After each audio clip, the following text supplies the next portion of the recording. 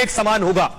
यानी हिंदू विवाह हो या फिर मुसलमान शादी हो, कुछ भी हो, कोई किसी भी धर्म का हो, तो यूनिफॉर्म सिविल कोड में क्या तय होगा एक जैसा कि शादी की उम्र को लेकर एक नियम होगा। यानी ऐसा नहीं होगा कि कोई 18 में शादी कर ले, कोई 21 में कर ले, कोई 14-15 में कर ले। सबके लिए एक कानून, शादी की उम्र सबकी एक हो जाएगी। तलाक के आधार से जुड़े नियम सबके एक हो जाएंगे, सबको तलाक लेने का तरीका एक होगा। तलाक से जुड़ी जो प्रक्रिया है, प्रोसेस है, वो सबके लिए एक हो जाएगा। जो मेंटेनेंस तय करना है तलाक के बाद महिला के लिए, वो मेंटेनेंस एक जैसा हो जाएगा। उसकी जो पूरी प्रक्रिया है मेंटेनेंस को हासिल करने की, वो भी एक हो जाएगी। इसके अलावा गोद लेने का अधिकार अलग अलग है, गोद लेने का अधिकार एक जैसा हो जाएगा। गोद लेने की प्रक्रिया भी एक जैसी हो जाएगी। उत्तराधिकार और विरासत के जो नियम है वो भी एक समान होंगे।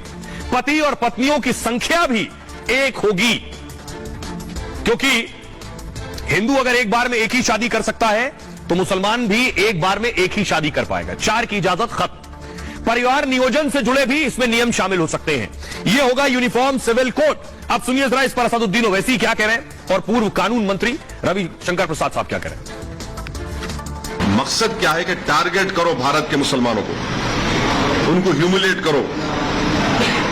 आप यूनिफॉर्मिटी इक्वालिटी को मानते नहीं। जब मानते आप वहां पर हिंदू एक्सेप्शन दे देंगे आप, तो क्या यूनिफॉर्म सिविल कोड के नाम पे आप प्लूरलिज्म, डाइवर्सिटी को छीन लेंगे क्या आप? वो करना चाह रहे। यूनिफॉर्म सिविल कोड की जब बात प्रधानमंत्री कर रहे हैं, वो यूनिफॉर्म सिविल कोड की नहीं बात कर रहे, वो हिंदू सिविल कोड की बात कर रहे हैं।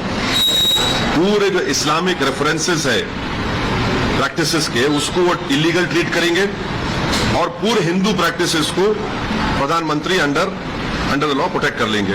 नरेंद्र मोदी ने देश के विकास की बात की, 3 तलाक को समाप्त करने की हिम्मत की बात है। कैसे तुष्टीकरण की जगह संतुष्टीकरण की राजनीति वो कर रहे हैं। क्यों देश में अब यूनिफॉर्म सिविल कोड की आवश्यकता है, जो संविधान भी कहता है, सुप्रीम कोर्ट के फैसले भी कहते हैं। अब मैं आपको बताने जा रहा हूं बहुत इंपॉर्टेंट बात। देश का जब संविधान आया, कानून आया, हिंदुओं के लिए तभी कानून बन गया, तो फिर बाकी धर्मों के लिए क्यों नहीं बना? सबका अलग अलग क्यों? कभी सोचा आपने? क्यों मुस्लिम पर्सनल लॉ है, क्रिश्चियन पर्सनल लॉ है, लेकिन हिंदुओं के लिए कानून है? ये कैसे हुआ? इसके पीछे क्या वजह है, ये मैं आपको बताने जा रहा हूं। देखिए जरा, हुआ ये आप देख रहे हैं, ये हमारे संविधान और कानून निर्माता हैं। 1941 में हिंदुओं के लिए कॉमन सिविल कोड की मांग हुई। 1941 में, यानी आजादी से पहले। ये आप देख रहे हैं, भीमराव अंबेडकर साहब, जवाहरलाल नेहरू, और सबसे कॉर्नर पर जो आपको नजर आ रहे हैं वो है श्यामा प्रसाद मुखर्जी। आजादी के बाद हिंदू कोड बिल पेश कर दिया गया। 1948 में संविधान सभा के सामने बिल पेश हुआ, 1948 में, आजादी के बाद। इसका मकसद बाल विवाह, सती प्रथा, घूंघट प्रथा से आजादी दिलाना था। तो जनसंघ के नेता उस वक्त श्यामा प्रसाद मुखर्जी साहब समेत कई लोगों ने उस वक्त भी विरोध किया था। उस वक्त इस पर कोई फैसला नहीं हो पाया था, इतना विरोध हुआ था। 1948 की बात हो रही है। आज 23 में भी विरोध हो रहा है, सोचिए, मुस्लिम पर्सनल लॉ का। इसके बाद अंबेडकर साहब ने नेहरू जी को पत्र लिखा।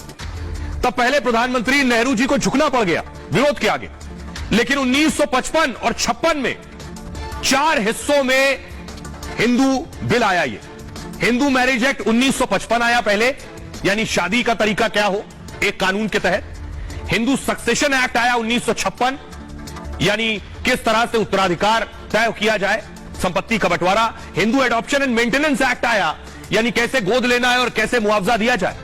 Hindu minority and guardianship act 1956 आया। ये सारे एक्ट अलग अलग 4 हिस्सों में आए। इसके बाद हिंदू महिलाओं को तलाक का अधिकार मिला, दूसरी जाति में विवाह संपत्ति का अधिकार मिला, बच्चों को गोद लेने का अधिकार मिल गया, पुरुषों की 1 से ज्यादा शादी पर रोक लगा दी गई 1948 में। महिलाओं को तलाक के बाद मेंटेनेंस का अधिकार मिला। तो सवाल यह है कि तभी मुस्लिम और या इसे इस तरह से कहिए कि तभी समान नागरिक संहिता भी आ सकती थी, यूनिफॉर्म सिविल कोड, लेकिन विरोध था। क्या उस वक्त वोट बैंक को सेटिस्फाई करना था, या यह माना गया कि मुसलमान अभी उस हालत में नहीं है कि उनके लिए यूनिफॉर्म सिविल कोड ले आया जाए? यह कहा गया वक्त आएगा, वो आगे बढ़ेंगे, तब खुद परिस्थितियां बनेंगी, तब यूनिफॉर्म सिविल कोड आ जाएगा। लेकिन सोचिए, 1948 से 2023 आ गया, अब तक वो हालात बने ही नहीं क्या, या बनने नहीं दिए गए। देखिए अब विरोध किस बात को लेकर है, विरोध किस बात को लेकर है। यूनिफॉर्म सिविल कोड का हमेशा से विरोध होता रहा। सबसे ज्यादा विरोध मुस्लिम समुदाय के लोग करते रहे। संविधान के अनुच्छेद 25 का वो तर्क देते हैं, अनुच्छेद 25 का, आर्टिकल 25 का। बहुत से मुस्लिम स्कॉलर्स कहते हैं कि आर्टिकल 25 में सभी को धार्मिक स्वतंत्रता का अधिकार है। तो ये शादी ब्याह जो है, ये भी हमारी धार्मिक स्वतंत्रता, हम कैसे कर रहे हैं, क्या कर रहे हैं, ये हमारी धार्मिक स्वतंत्रता है, आर्टिकल 25 कहता है। शादी ब्याह और परंपराओं से जुड़े मामले में कानून थोपने को गलत बताते हैं। शरिया कानून 1400 साल पुराना माना जाता है, इसे वो अपने आस्था का विषय मानते हैं। एक समान कानून से धार्मिक आजादी छीनने का डर, वोट बैंक के लिए भी कुछ दल इसका विरोध करते हैं। बुनियादी सवाल यह है कि कहते हैं आर्टिकल 25 धार्मिक स्वतंत्रता का अधिकार देता है, आर्टिकल 25 देता है धार्मिक स्वतंत्रता का अधिकार, तो आप अपने धर्म का पालन कीजिए, धर्म की उपासना कीजिए, यह अधिकार देता है। आप अगर 4 शादियां करके किसी दूसरे के राइट में अतिक्रमण कर रहे हैं, यह अधिकार नहीं देता। सुनिए जरा क्या कुछ कह रहा है विपक्ष प्रधानमंत्री मोदी के इस मास्टर स्ट्रोक के बाद। केवल ये इस तरह की जो बातें बौखलाहट है नरेंद्र मोदी जी की, उनको लग रहा है कि हालात बिगड़ते जा रहे हैं देश के, उनसे संभल ले रहे हैं, ये केवल एक हताशा का एक लक्षण है। अब बौखलाहट उनमें उनके बयानों से जाहिर हो रही है। यूसीसी इतना ही जरूरी है तो 9 साल तक आप क्यों इंतजार कर रहे थे? आप इंतजार कर रहे थे कि 2024 का चुनाव आएगा तब आप इस मुद्दे को उठाएंगे। सिर्फ चुनावी मुद्दा है इसके। ये सरकार ये नहीं बता सकती है कि यूसीसी का ब्लूप्रिंट क्या है, कैसे बनाओगे, कैसे इंप्लीमेंट करोगे। जब इन्हीं का लॉ कमीशन ने एक बार इसको रिजेक्ट कर दिया तो दोबारा क्यों लेकर के आए? इनका ट्रैक रिकॉर्ड आप देखें, तो उत्तराखंड है या कई और राज्यों में जब चुनाव आता है तो यूसीसी की बात करते हैं, जब सरकार में रहते हैं 5 साल तक चुप रहते। वोट बैंक की पॉलिटिक्स सिर्फ और सिर्फ भारतीय जनता पार्टी करती है, जो हर बार चुनाव के मौके पर ऐसे बिंदु तलाश करती है जिससे धार्मिक ध्रुवीकरण हो और भाजपा को फायदा हो। यूसीसी के कोई खिलाफ नहीं है, सभी दलों को, सभी जो स्टेक होल्डर्स हैं उनको बुला के चर्चा करनी चाहिए। यूसीसी या जो आप कानून की बात कर रहे हो, सबके लिए एक कानून हो, तो आप करें तो क्या करें? पूर्वोत्तर में साफ हो रहे हो, हिमाचल हार रहे हो, कर्नाटक बुरी तरह हार रहे हो, दिल्ली साफ हो रहा है आपका। जब चुनाव की किस्ती आपकी डूब रही है तो आप ध्रुवीकरण चाहते हैं, सिर्फ ध्रुवीकरण और कुछ नहीं। यूसीसी को पहले पढ़ना होगा ना प्रधानमंत्री जी। आप 21वें लॉ कमीशन की रिपोर्ट को पन्ना दर पन्ना बिना किसी के सहयोग के पढ़िए, शायद सहयोगी आपका नुकसान कर देंगे। और जो हमारी संविधान सभा की बैठकों में उस पर जिक्र हुआ था, आप इसको डॉग विसिल बनाना चाहते हैं। प्रधानमंत्री जी, हिंदू मुसलमान का मसला ही नहीं है, ट्राइबल कस्टम्स का क्या करेंगे? विविधता भरा देश है ये, हिंदू धर्म के अंदर ही जितनी विविधता है आप उसको खत्म कर देंगे। बड़ा दिलचस्प है कि ओवैसी और ओवैसी जैसे स्कॉलर्स कहते हैं कि संविधान ने हमें अधिकार दिया है, आर्टिकल 25 की धार्मिक स्वतंत्रता का अधिकार है, इसलिए आप समान नागरिक संहिता नहीं ला सकते। लेकिन देखिए संविधान क्या कहता है इस पर, यूसीसी पर संविधान क्या कहता है। संविधान में एक आर्टिकल है 44, अनुच्छेद 44 में यूसीसी की चर्चा है। सोचिए, आजादी के बाद जब संविधान आया तभी इसका जिक्र कर दिया गया था नीति निर्देशक तत्वों में। अनुच्छेद 44 के भाग 4, इसको लेकर इसमें लिखा गया है राज्य के नीति निदेशक तत्व से संबंधित यह अनुच्छेद है। राज्य यानी देश के लिहाज से राज्य लिखा गया है। इसके मुताबिक यूनिफॉर्म सिविल कोड लागू करने की बात है उसमें। राज्य एक यूनिफॉर्म सिविल कोड लागू कराने का प्रयास करेगा। संविधान में नीति निदेशक तत्व सरकारों के लिए गाइड की तरह है कि क्या करना है आपको आगे। इन्हें हासिल करने के लिए सरकारों को काम करना होता है।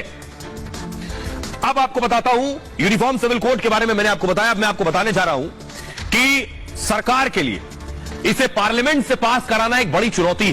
ये मैं क्यों कह रहा हूं? क्योंकि सरकार के पास जो नंबर्स हैं वो इस तरफ इशारा कर रहे हैं। ये लोकसभा की तस्वीर आप देख रहे हैं। लोकसभा में कुल सांसद हैं 543, बीजेपी के पास है 303 और एनडीए के पास है 330। लेकिन इस कानून को, इसे कानून की शक्ल देने के लिए, बिल को यहां से पास कराने के लिए 2/3 यानी 2/3 बहुमत चाहिए। यानी बीजेपी को, एनडीए को चाहिए 362 सांसद यहां से पास कराने के लिए। अभी 330 है, यानी 32 सांसद लोकसभा में कम है। राज्यसभा चलिए, राज्यसभा में 250 सांसद हैं, बीजेपी के पास 92 है राज्यसभा में, एनडीए के पास 110 सांसद हैं। यहां 2/3 बहुमत चाहिए इसे पास कराने के लिए। 2/3 बहुमत के लिए 167 सांसद चाहिए, 167। यहां भी बीजेपी के पास सांसद पूरे नहीं है।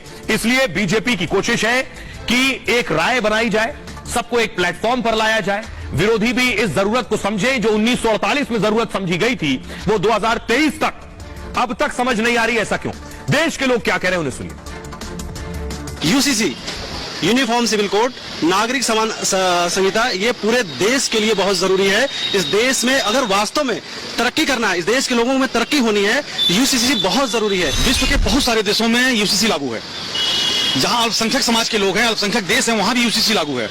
और हिंदुस्तान के लिए यूसीसी उतना ही जरूरी है जितना बुखार में बिना पैरास्टामोल के बुखार नहीं उतरता है, वैसे यूसीसी के बिना हिंदुस्तान का विकास संभव नहीं है। मोदी जी ने कोई मुद्दा उठा दिया तो वो हुआ नहीं है, आज उठा दिया, और इलेक्शन हो या ना हो, आगे हो जाए कुछ हो जाए, लेकिन यूसीसी जरूर लागू होकर रहेगा। अगर एक देश एक संविधान पे चलते हैं तो वो सबके लिए फायदेमंद है। ये कहाँ का देश का कानून होता है कि एक देश में 10 कानून चले, तो एक कानून सबके लिए लागू होना चाहिए। किसी के लिए धर्म विशेष, जातिगत कोई भी आरक्षण या कुछ भी नहीं होना चाहिए। यूसीसी का मतलब तो कुछ ऐसा है नहीं कि किसी को बाहर निकाल देंगे, बल्कि समान संहिता लागू होगा। एक देश में एक तरह के न्याय पद्धति है, एक तरह के आय हम चाहते हैं, तो एक तरह का नियम सबके लिए हो। अब देश का विकास का नदी नाले पहाड़ और जमीनों से होगा क्या? देश का विकास का मतलब है कि इस देश में अंतिम पंक्ति में जो व्यक्ति बैठा है, हम उसका भी ध्यान रखें। जब हम सब लोगों का बराबर विकास करने की बात करेंगे तभी तो देश का विकास होगा। और अगर इस तरह का कोई कानून लाया जा रहा है तो उसमें दिक्कत क्या है, आपत्ति क्या है? आइए, अब मैं आपको बताने जा रहा हूं प्रधानमंत्री की पहली और करती यूसीसी। प्रधानमंत्री नरेंद्र मोदी ने आज भोपाल से बोलते हुए यह भी बताया कि ये जो विरोधी सब एक साथ आ गए, एक साथ आने के पीछे एक बड़ी वजह है। बड़ी वजह क्या हो सकती है, सोचिए।